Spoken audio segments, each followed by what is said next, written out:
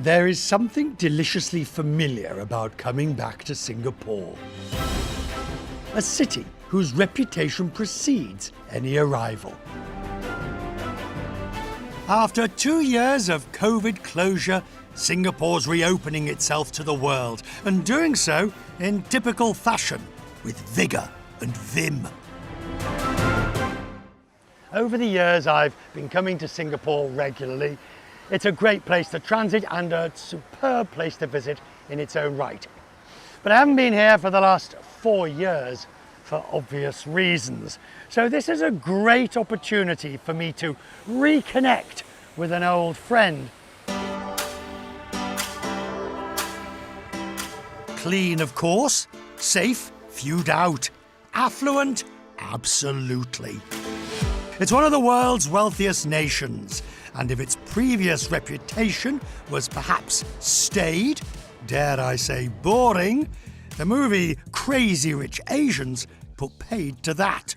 Glorious, glorious, got a chance to stop you. Singapore's seeds of success go back to the 1800s, when Sir Stamford Raffles, yes, he after whom the hotel is named, established the colony as a strategic trading post for the British East India Company. Its position as a crossroads grew, and that attracted Chinese, Malay, Indian and European cultures. Because what you got here is an Indian origin man with his roots in Pakistan pre-partition, with a Singaporean Indian stand-up comedian, and we're in the middle of Chinatown in Singapore, and we're trying to thread some Egyptian cotton made in Bangkok. It doesn't get more global than this. The tongue-in-cheek humour of Rishi Bودرانی could normally be found on stage. Audience is not here yet. No, they're not late. It's just an hour before. Oh, we are still waiting right now. He's one of Singapore's best-known comics. Today, he's with his dad at his father's tailoring shop. Like with any comic, right, I had a lot of bits inspired by my dad. Remember, Bob, you sent me an invoice? Yeah. Known as Jimmy to his customers, Rishi's dad grew up in Singapore, having settled here with his family after the partition of India. It was backwards then, but now you can see it's a first-class city now. He's been a tailor here since the 1970s. From a really young age, my dad kind of kept the kids away from the business actively.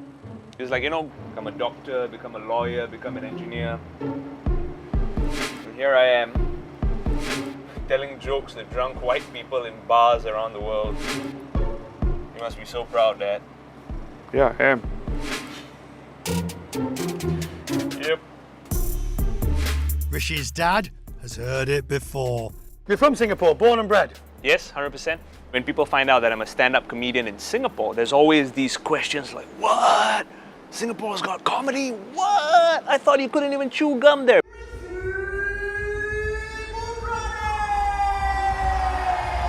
Even for those of us who kind of veer off track, as a comedian in Singapore would, someone once said, yeah, you're out of the box, but you're in an invisible circle still that you don't know about.